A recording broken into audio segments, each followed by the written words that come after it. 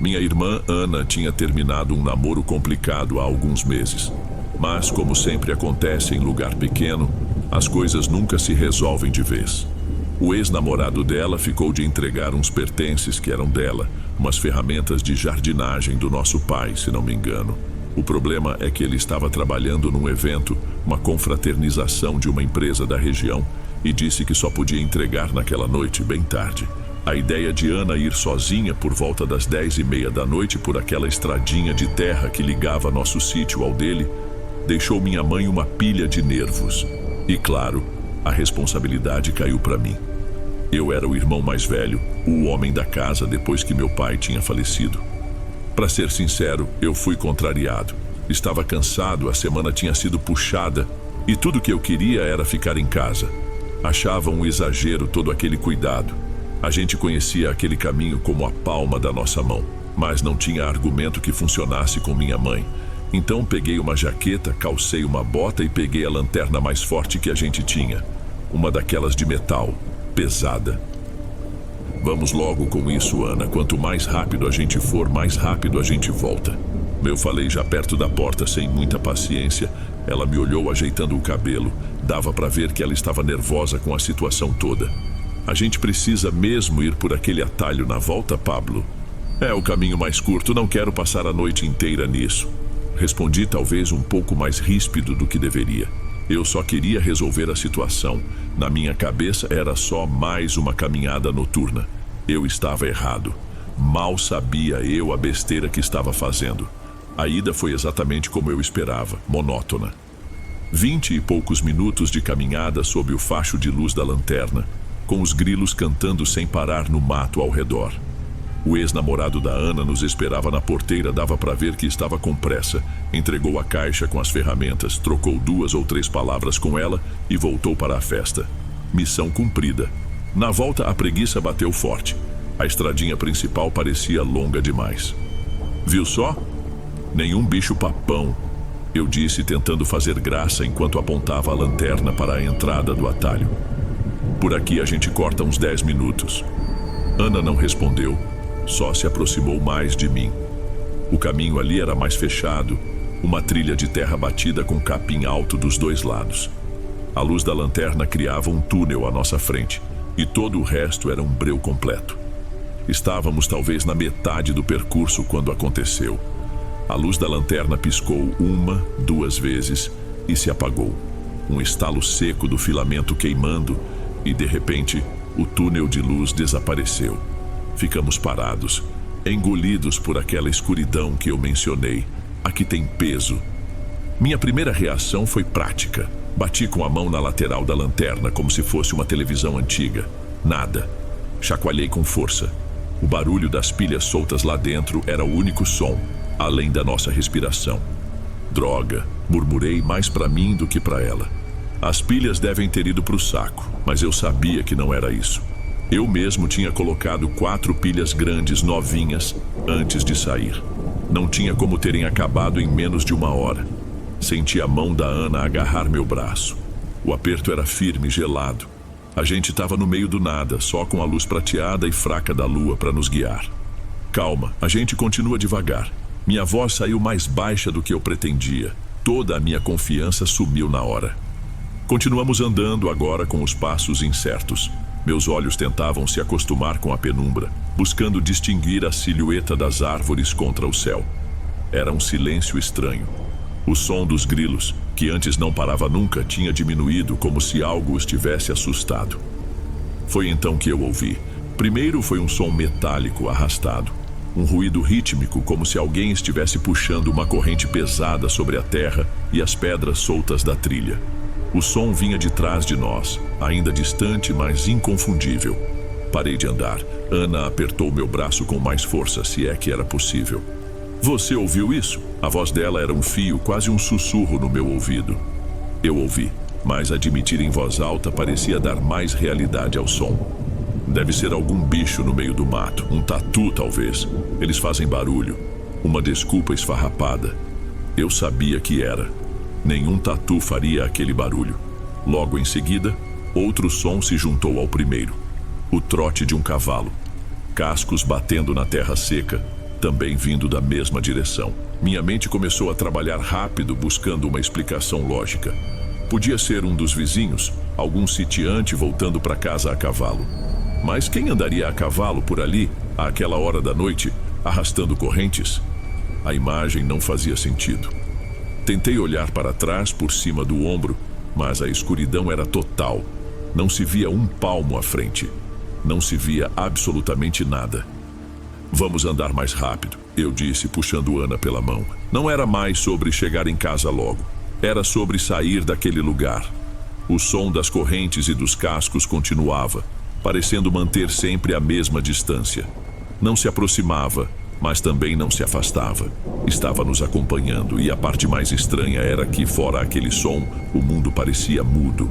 Era como se a gente estivesse dentro de uma bolha, e o único som permitido era aquele, nos seguindo.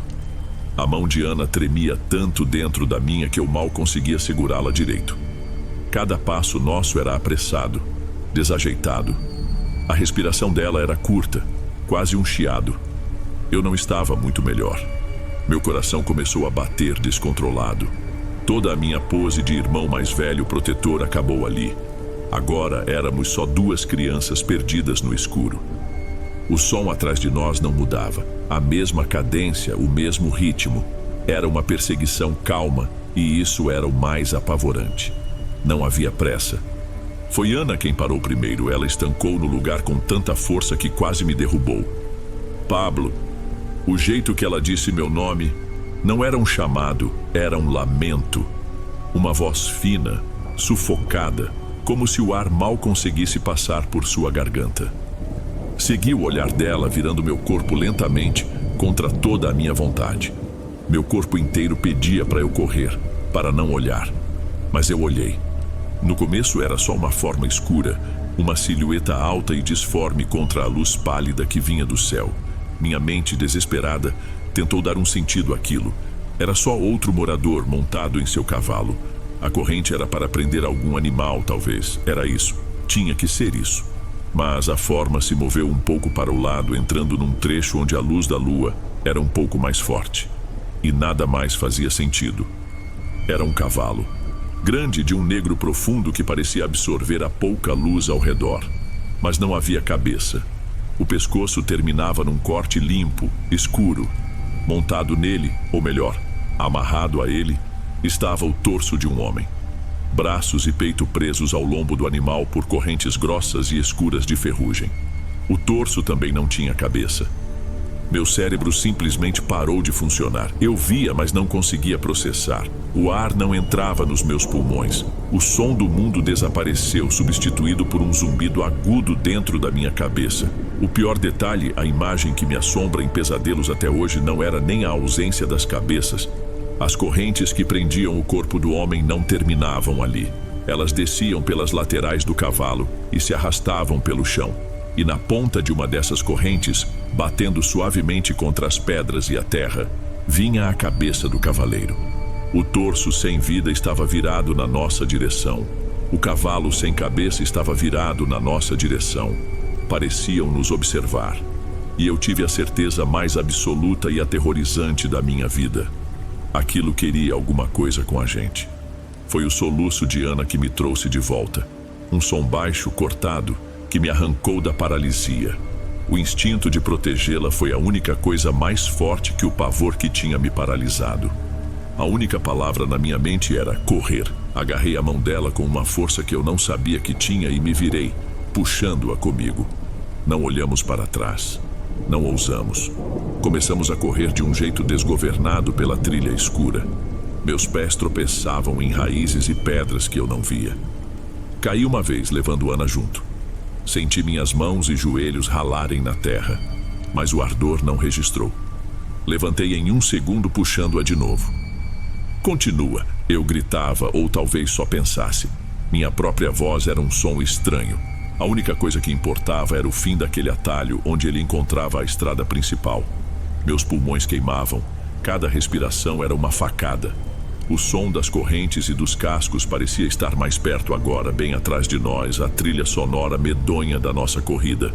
Finalmente vi uma abertura. A trilha acabou e tropeçamos para a estrada de terra mais larga, caindo de joelhos. O espaço mais aberto pareceu vasto e seguro. Atrás de nós, o som parou. Silêncio absoluto. Virei a cabeça contra a vontade e vi a silhueta escura parada exatamente onde o atalho terminava, como um cão de guarda na fronteira do seu território. Ele não avançou, apenas ficou ali, nos observando fugir pelo resto do caminho sob a luz fraca da lua. Corremos sem parar até a porteira de casa. O resto do caminho é um borrão na minha memória. Lembro apenas da sensação de estar correndo, do barulho dos meus próprios pés na terra e da segurança frágil, como uma casca de ovo. Chegamos na entrada do nosso sítio e eu mal tive tempo de sentir alívio. Dei 2 passos em direção à nossa casa e foi a última coisa que vi. Acordei já na minha cama, com a minha mãe passando um pano úmido na minha testa. Ana me contou depois que eu simplesmente apaguei, desmaiei ali mesmo, na terra. Ela começou a gritar e minha mãe veio correndo já de camisola. As duas me arrastaram para dentro. Disseram que eu estava pálido, com os lábios quase brancos e que meus olhos, mesmo depois que eu acordei, pareciam vazios.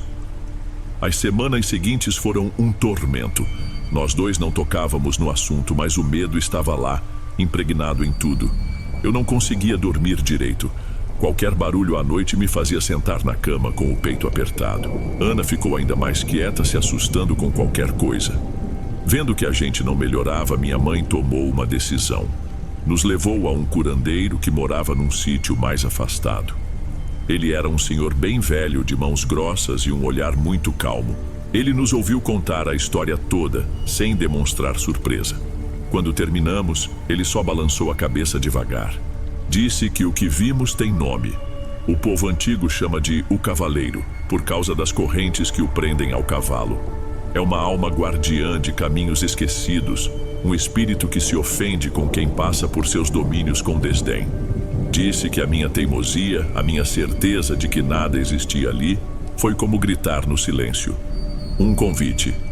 Ele fez umas rezas que eu não entendi, nos deu um chá de ervas amargo para assentar o espírito e nos entregou um pequeno amuleto para cada um saquinho de pano costurado com alguma coisa dentro. Mandou que a gente nunca andasse sem ele. Hoje, mais de 10 anos depois, eu ainda carrego esse patuá na carteira. Ana usa o dela no pescoço por baixo da roupa. Eu me tornei uma pessoa diferente. Uma parte de mim ficou naquela trilha. Às vezes, quando estou dirigindo à noite por uma estrada mais deserta, sinto um eco daquele pavor. Uma pontada que não tem nada a ver com a temperatura. Eu errei naquela noite. Não por ter escolhido o caminho mais curto, mas por ter zombado do medo da minha irmã, por ter acreditado que o mundo era um lugar simples e que eu conhecia todas as suas regras. A verdade é que não conhecemos nada. E uma parte de mim, a minha coragem ou talvez a minha inocência, ficou para sempre naquele atalho escuro, acompanhando o cavaleiro.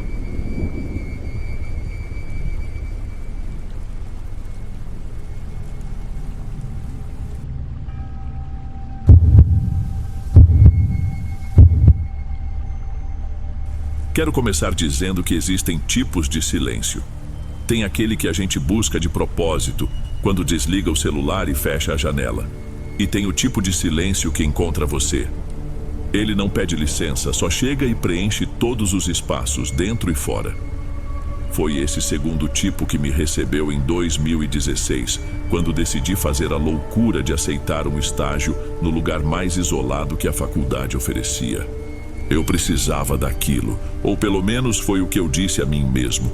Precisava de um lugar onde o único barulho fosse o da minha própria cabeça trabalhando. Um lugar para provar que eu ainda servia para aquilo depois de ter perdido um paciente por um erro de diagnóstico. Bom, foi mais complexo que isso, mas a culpa me acompanhava. A papelada da transferência foi a parte fácil. A difícil foi aguentar as 3 horas de viagem, vendo o asfalto virar uma estrada de terra acidentada e os prédios darem lugar a morros que pareciam engolir o céu. O motorista, um senhor que se apresentou como Adolfo, não era de muita conversa. Ele só ligou o rádio numa estação que mal pegava. e dirigiu com uma familiaridade que me dizia que ele já tinha feito aquele caminho centenas de vezes. Chegamos, já era noite fechada. O posto de saúde era só um bloco baixo de concreto, com uma pintura desbotada e um portão de arame que parecia mais pesado do que era. Uma única lâmpada amarelada, fraca, zumbia em cima da entrada, atraindo um enxame de insetos. Não havia mais nada ao redor. Nenhuma casa com a luz acesa, nenhum som de televisão, nada. Só a respiração do motor e os grilos. Enquanto seu Adolfo descia para bater no portão, eu fiquei ali, parado, sentindo aquele silêncio todo. A gente pensa que quer paz, mas quando o mundo fica quieto de verdade, você começa a ouvir coisas que não devia. E eu já estava começando a achar que fugir para aquele fim de mundo talvez não tivesse sido a melhor das minhas ideias. Seu Adolfo bateu no portão de metal mais uma vez, um som seco que morria rápido. Aparentemente, a nossa chegada não tinha sido tão aguardada assim. Ele soltou um suspiro, tirou um cigarro de palha do bolso da camisa e começou a enrolar, mais por hábito do que por vontade, eu acho. Eu saí da Kombi também, só para esticar as pernas. Foi quando a gente ouviu. Começou como um eco distante vindo da direção dos morros. Um som que eu nunca tinha escutado na vida. Não era só um bicho. Era um grito que parecia duas coisas ao mesmo tempo. Parte um lamento de mulher, muito agudo, e parte o chiado de um animal grande, um som rasgado. Eu instintivamente olhei para o seu Adolf. Ele tinha parado de mexer no cigarro. O corpo todo ficou tenso, e ele olhava fixamente para o céu escuro. "Fica quieto", ele falou baixinho, sem nem se virar para mim. O jeito que ele falou, quase um sussurro, me assustou mais do que o próprio grito. "Olha lá para cima, mas não aponta, viu? Só olha." A ordem era tão estranha que eu obedeci sem nem pensar. Forcei a vista contra a escuridão e no começo não vi nada, mas o som ficava mais alto.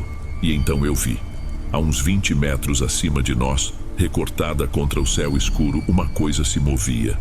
Era uma ave, eu acho. Uma cor de terra marrom, difícil de dizer. Mas o tamanho era absurdo. Asas enormes que se moviam devagar, quase sem esforço.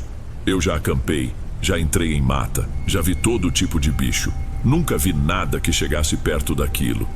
E o grito, mesmo vendo a forma de pássaro, eu podia jurar que o choro de mulher vinha direto dela.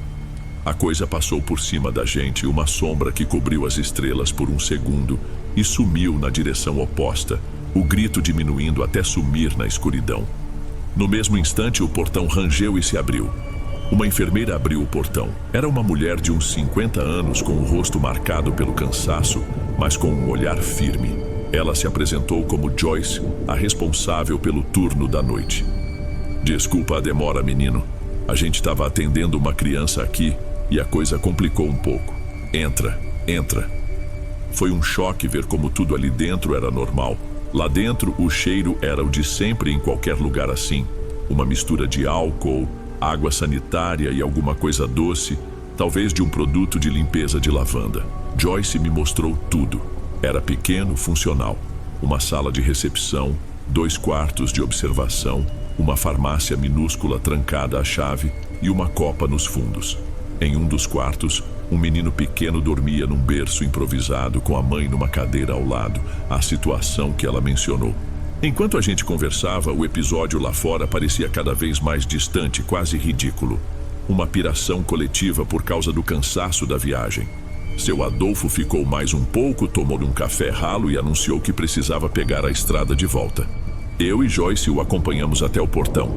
"Te pego amanhã cedo, garoto", ele disse. E antes de entrar na Kombi, me lançou um olhar rápido que eu não soube o que queria dizer. Assim que o som do motor sumiu, o silêncio voltou com força total.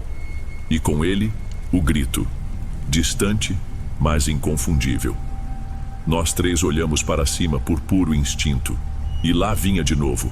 A mancha escura deslizando no céu preto direto na nossa direção. Dessa vez parecia ainda maior. Foi a Joyce que quebrou o silêncio. A voz dela saiu calma, quase como se estivesse comentando o tempo. "Elias, não é? Você, por acaso, acredita em bruxa?"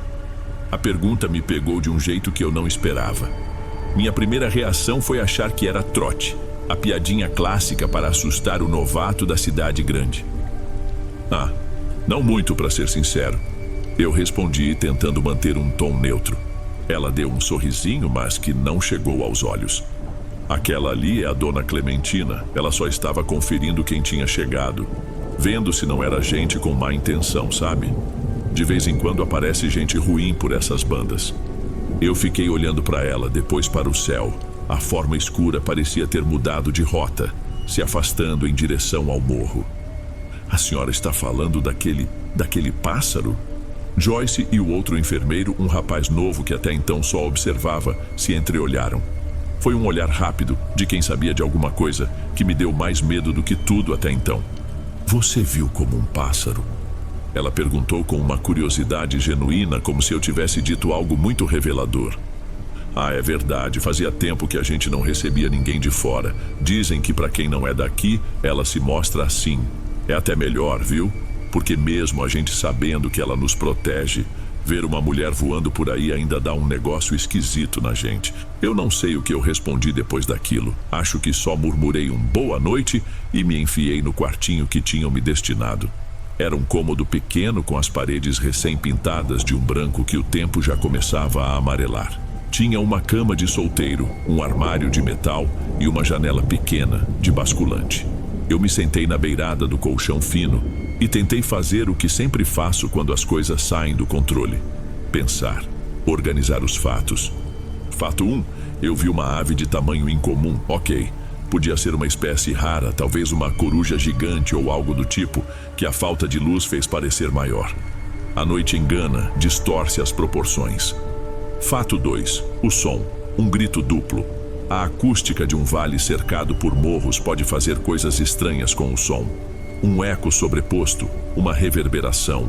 Meu cérebro, cansado, poderia ter interpretado aquilo como uma voz humana. Era uma explicação forçada, eu sei, mas era uma explicação. Era científica. Me agarrei a essa ideia. Mas aí vinha o problema. Fato 3. Os outros. A reação de seu Adolfo. A calma absurda de Joyce. Aquele olhar que eles trocaram. Não era um olhar de quem prega uma peça. Era um olhar de quem compartilha uma verdade inconveniente. A frase dela não saía da minha cabeça. Ver uma mulher voando por aí ainda dá um negócio esquisito na gente. Eles não estavam descrevendo um pássaro. A história deles era outra. Seria uma lenda local, uma superstição forte passada de geração em geração, a ponto de eles realmente acreditarem naquilo. Talvez a ave fosse só uma ave, e eles tivessem construído toda essa mitologia em cima dela. Era a hipótese mais plausível. Pessoas de lugares mais isolados, mais conectadas com a natureza. Era fácil desenvolver esse tipo de crença. Eu estava sendo o cara cético da cidade, o arrogante. Tentei me agarrar a essa ideia. Era só folclore. Eu estava cansado, sugestionado pela viagem e pelo ambiente estranho. Amanhã, com a luz do sol, tudo aquilo pareceria ridículo. Mas não parecia. A cada vez que eu fechava os olhos, a imagem daquela sombra se movendo no céu voltava. O tamanho dela, a forma como as asas batiam, lentas e poderosas. Um movimento pesado demais para uma simples ave. A minha formação inteira, tudo que eu estudei sobre biologia, física e psicologia, me dizia que aquilo não podia ser real da forma como eles descreviam. Mas os meus olhos, os meus ouvidos e uma parte antiga de mim que eu nem sabia que existia, diziam outra coisa. Diziam que eu estava tentando me enganar. E o silêncio daquele quarto, que eu tanto busquei para ter paz, tinha se tornado a prova da minha própria fratura. Eu não estava entendendo mais nada. Não sei quanto tempo fiquei ali sentado na cama, numa briga dentro da minha cabeça que eu estava perdendo. A exaustão começou a pesar, mas o sono era impossível. Cada rangido da madeira do telhado, cada zumbido de inseto lá fora parecia um aviso. Eu me deitei ainda de roupa e fiquei olhando para o teto, tentando forçar minha mente a desligar. Foi quando eu ouvi o grito pela terceira vez. Dessa vez não era distante, estava perto. Perto a ponto de parecer que vinha do pátio do posto de saúde. O som atravessou a parede fina e eu senti aquilo no peito. Era o mesmo lamento de mulher. A mesma nota rasgada de animal, só que agora parecia pessoal, como se fosse um chamado direto para mim. Uma parte de mim, a parte que ainda tinha algum juízo, gritava para que eu ficasse na cama, me cobrisse até a cabeça e esperasse o amanhecer. Mas a outra parte, uma vontade idiota e perigosa de olhar, já estava no comando. Eu me levantei, meus pés pareciam de chumbo. Fui até a janela basculante, a mão tremendo tanto que mal conseguia empurrar a trava de metal. Abri uma fresta, só o suficiente para espiar. A lua tinha saído por entre as nuvens e o terreno lá fora estava com uma luz fraca, meio esquisita. E ela estava lá, parada no ar a uns 30 metros de distância na altura do telhado. E por um segundo que pareceu uma eternidade, não era um pássaro. Meus olhos viram, mesmo que meu cérebro se recusasse a entender. A silhueta era de uma mulher, magra, alta, com os braços abertos como asas e um cabelo escuro e comprido que flutuava ao redor do rosto. Um rosto que a escuridão não me permitia ver. A forma era humana, inconfundivelmente humana. Então, como uma imagem de televisão perdendo o sinal, a figura piscou. A silhueta pareceu se dobrar sobre si mesma, se contorcer por uma fração de segundo, e então se expandiu de novo. E a ave estava de volta. As asas enormes, a plumagem escura, o corpo de predador. Ela ficou ali, suspensa no ar por mais um instante e então virou na minha direção. Eu não vi olhos, mas senti que ela me via. Ela soltou um último grito mais baixo, dessa vez quase um suspiro, e bateu as asas, subindo em direção ao morro até desaparecer. Eu tropecei para trás, batendo as costas na parede e deslizando até o chão. O ar não entrava nos meus pulmões. Não tinha mais o que pensar. Era aquilo e pronto. Eu não dormi. Fiquei ali no chão frio até a luz cinzenta da madrugada pintar a janela. Os sons da noite foram substituídos pelos do dia. Passarinhos, galos, uma moto roncando ao longe. Sons normais, sons seguros. Nunca na minha vida eu tinha sentido tanto alívio em ouvir um galo cantar. Quando saí do quarto, Joyce estava na copa coando um café cujo cheiro forte preenchia o corredor. Ela me olhou e sorriu, um sorriso genuíno de quem tinha virado a noite trabalhando, mas estava pronta para mais um dia. Bom dia, Elias. Dormiu bem? Tem café fresco? A pergunta era tão normal, tão cotidiana, que por um momento eu duvidei da noite inteira. Mas era só por um momento. Eu devo ter feito uma cara péssima, porque ela não insistiu. Apenas me estendeu uma xícara. Eu não fiquei para o almoço. Assim que seu Adolfo chegou com a Kombi por volta das 10 da manhã, eu juntei minhas coisas, agradeci formalmente pela oportunidade e fui embora. A viagem de volta foi em silêncio absoluto. Enquanto a Kombi manobrava para sair, meus olhos correram pelo painel do veículo e pararam no pequeno objeto que pendia do espelho retrovisor. Uma figa de madeira escura, gasta pelo tempo. Eu só olhava pela janela para a mesma paisagem que na vinda tinha me dado um aperto e que agora parecia incompleta, como se eu soubesse o que se escondia por trás dela.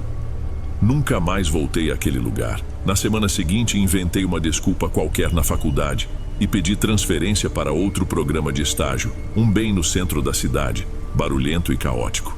Ninguém questionou. Eu fui para aquele canto de mundo achando que estava fugindo de um erro, de uma falha profissional que manchou minha confiança. Fui em busca de um silêncio onde eu pudesse me ouvir e me consertar. Mas o silêncio de lá não era vazio. Ele era habitado. E a verdade que encontrei não me consertou. Pelo contrário, ela me mostrou que o meu jeito de entender as coisas, a minha lógica, não servia para tudo.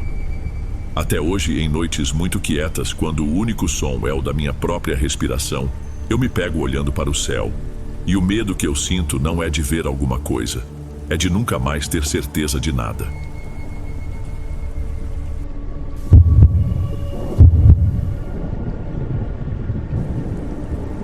É estranho pensar nas memórias que na verdade não são nossas. São pedaços de histórias que nos contaram tantas vezes que com o tempo elas se tornaram parte da gente. A minha história mais antiga é assim. Ela não começa comigo, mas com a minha mãe e uma cadeira de balanço. Aconteceu em 1998. Meus pais tinham acabado de alugar uma casa maior, Um sobrado simples num bairro calmo, desses com ruas cheias de árvores. Eu tinha acabado de fazer 2 anos e minha irmã, Rebeca, já estava com 7. Era a primeira vez que teríamos um quarto só para nós dois. A casa era boa, arejada, com um piso de cerâmica que estava sempre frio. Mas tinha um problema. Na sala, encostada na parede que dividia o ambiente da cozinha, os antigos inquilinos tinham deixado uma cadeira de balanço. Ninguém da minha família gostava dela. Era uma peça escura, de madeira maciça e pesada, com um encosto alto e um aspecto que não combinava com o resto dos nossos móveis. Minha mãe conta que sentia um incômodo só de olhar para ela. A gente se livra disso no fim de semana, meu pai prometeu, largando a caixa de ferramentas no chão, suado por causa da mudança. Mas o fim de semana chegou e passou e a cadeira continuou lá. A vida foi se ajeitando, as caixas sumindo e a cadeira virou parte da paisagem. Um canto morto da sala que todo mundo ignorava. Quer dizer, quase todo mundo. Minha mãe diz que eu era uma criança quieta, demorei a falar. Meus pais viviam naquela expectativa, tentando me fazer repetir papai ou mamãe. Mas a minha primeira palavra não foi nenhuma das duas. Numa tarde qualquer, enquanto minha mãe passava aspirador, eu, que estava sentado no tapete com meus brinquedos, me levantei, apontei um dedo gordinho para o canto da sala e disse, com uma clareza que assustou: "Menino." Minha mãe desligou o aspirador, o barulho cessando de repente. Ela olhou para mim, depois para a cadeira. Não havia ninguém ali. Ela tentou corrigir, sorrindo. "Não, filho, é a cadeira. Cadeira." Mas eu balancei a cabeça e insisti, apontando de novo com uma teimosia absoluta: "Menino." No começo, a história do menino virou uma espécie de piada interna. Meu pai, sempre prático, achou que era só um amigo imaginário. Rebeca, minha irmã, entrou na onda e até deu um nome para ele, um nome qualquer que eu já esqueci. A cadeira de balanço virou a cadeira do menino. Quando eu ficava quieto, olhando para o canto da sala, meu pai brincava: "Deixa ele, tá conversando com um amigo dele." Eles riam, e o riso deles criava um ar de normalidade que por um tempo pareceu funcionar. Só que a minha mãe percebia que algo não estava certo. Ela notou que, apesar de eu falar do menino o tempo todo, eu nunca chegava perto da cadeira. Pelo contrário, se alguém tentava me levar para aquele canto da sala, a brincadeira acabava na hora. Eu abria um choro desesperado, me agarrando na perna de quem estivesse mais perto com uma força que ninguém esperava de uma criança do meu tamanho. Não era birra, era outra coisa. Era um pavor de verdade. Essa contradição a deixava preocupada. Como eu podia ter um amigo imaginário de quem eu tinha tanto medo? Num domingo a casa estava cheia. Tinha uns tios, primos, aquela barulheira de almoço de família. Em algum momento eu parei de brincar e fiquei de pé, olhando fixo para a cadeira vazia. Minha tia percebeu e, para me agradar, perguntou: "O que foi, Teodoro? Quer sentar na cadeira da vovó?" Eu olhei para ela e falei muito sério: "O menino não deixa." A sala ficou em silêncio por um segundo e logo depois todo mundo caiu na risada. "Essa criança tem cada uma," minha tia comentou, apertando minha bochecha. Mas minha mãe não riu. Ela me pegou no colo e me levou para o quintal, e meu pai viu a expressão no rosto dela. Mais tarde, naquela noite, ela tentou conversar com ele. "Tem alguma coisa errada com aquela cadeira, com aquele canto." Meu pai suspirou, passando a mão no rosto, cansado. "Amor, é coisa de criança, ele tem 2 anos, daqui a pouco ele esquece isso e inventa outra coisa." Mas eu não esqueci e não inventei outra coisa, na verdade estava apenas começando. A fase da piada acabou quando o menino decidiu me seguir até o quarto. Minha mãe nos colocava para dormir, eu e Rebeca, por volta das 8 da noite. Minha irmã apagava rápido, mas eu sempre fui mais agitado. Naquela época, eu dormia numa cama pequena, baixa, quase um colchão no chão, no canto oposto ao beliche da Rebeca. O quarto tinha uma janela grande que dava para a rua, e a luz do poste criava formas estranhas nas paredes. Numa noite, minha mãe achou que eu finalmente tinha adormecido. Ela já estava na porta pronta para encostá-la, quando uma coisa a fez parar. Um som. Um risinho baixo, quase um suspiro. Ela se virou. No escuro do quarto, só com a luz fraca do corredor, ela me viu. Eu estava sentado na beirada da minha cama, com as costas retas, virado para o espaço vazio entre a minha cama e a porta. Minha mãe ficou ali, parada, tentando entender. A primeira coisa que pensou foi sonambulismo. Ela nunca tinha me visto fazer aquilo. Eu estava com as mãos para a frente, gesticulando devagar, como se estivesse entregando algo pequeno para alguém. Então eu recolhia as mãos, esperava um pouco e as estendia de novo, como se pegasse algo em troca. E eu sorria. Um sorriso largo, feliz, para a pessoa que só eu via. O ar na garganta da minha mãe ficou preso. Ela conta que sentiu o corpo travar. Ela queria me chamar, mas a voz não saía. O que mais a apavorava era a naturalidade daquilo. Não parecia um pesadelo. Parecia uma brincadeira calma, silenciosa que ela estava interrompendo. Ela ficou observando aquilo por não sabe quanto tempo. Eu continuei meu jogo invisível, balbuciando coisas sem sentido, entregando e recebendo o nada. Finalmente ela conseguiu se mover. Deu um passo para dentro do quarto e o rangido leve do piso de madeira foi o suficiente. Naquele instante, eu parei. Deitei a cabeça no travesseiro e me encolhi, como se eu tivesse apagado de uma vez. Minha mãe não dormiu naquela noite, e a partir daquele dia, o quarto nunca mais ficou escuro.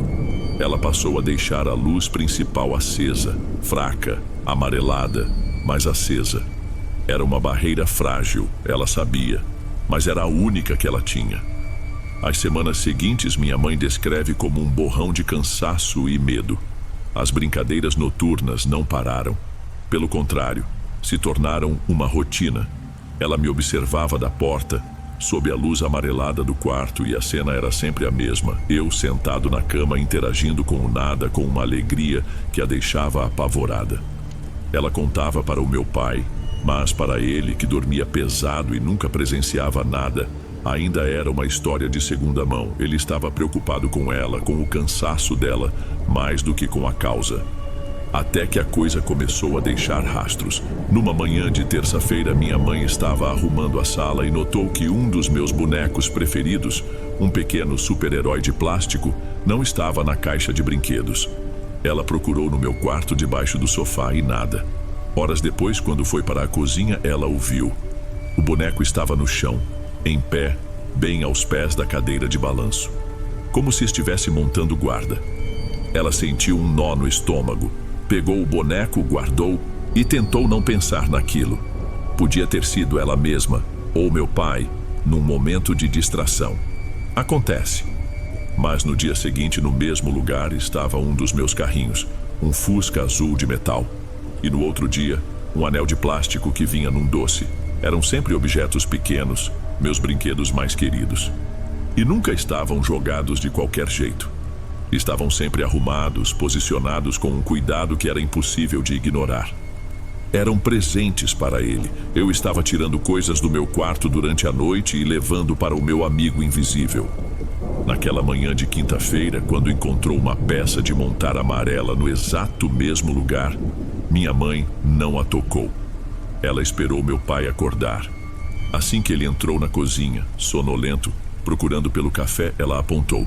Olha, meu pai olhou para o chão sem entender. O que tem? Um brinquedo do Teodoro. É o terceiro esta semana no mesmo lugar.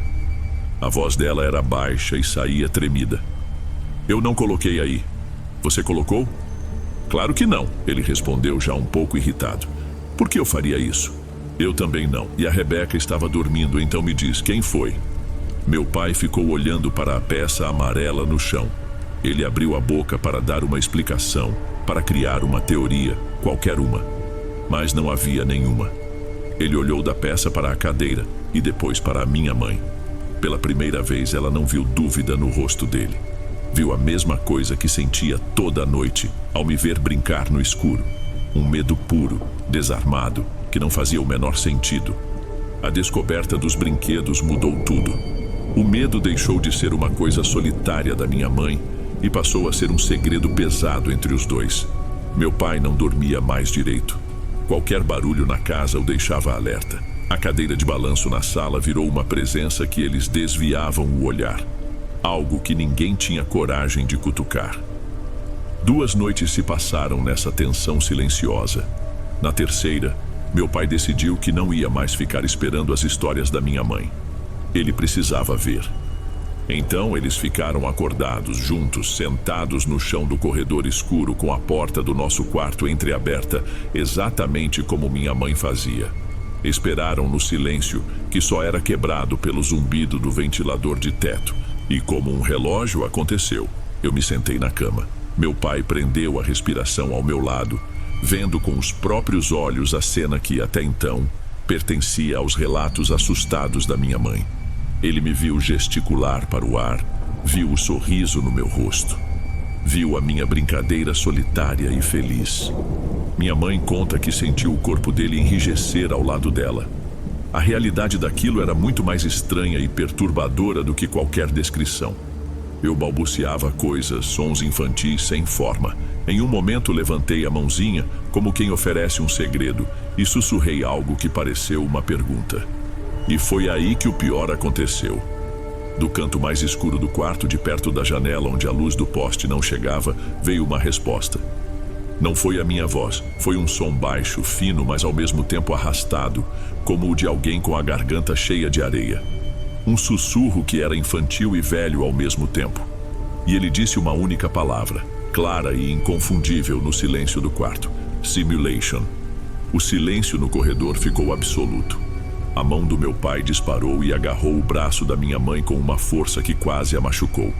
Ele não fez um som, apenas a puxou para trás, para longe da porta, para longe daquele som. Eles se olharam no escuro, não precisaram dizer nada. A dúvida tinha acabado. Aquela coisa, o que quer que fosse, não estava só na minha cabeça. Estava ali, no quarto, conosco.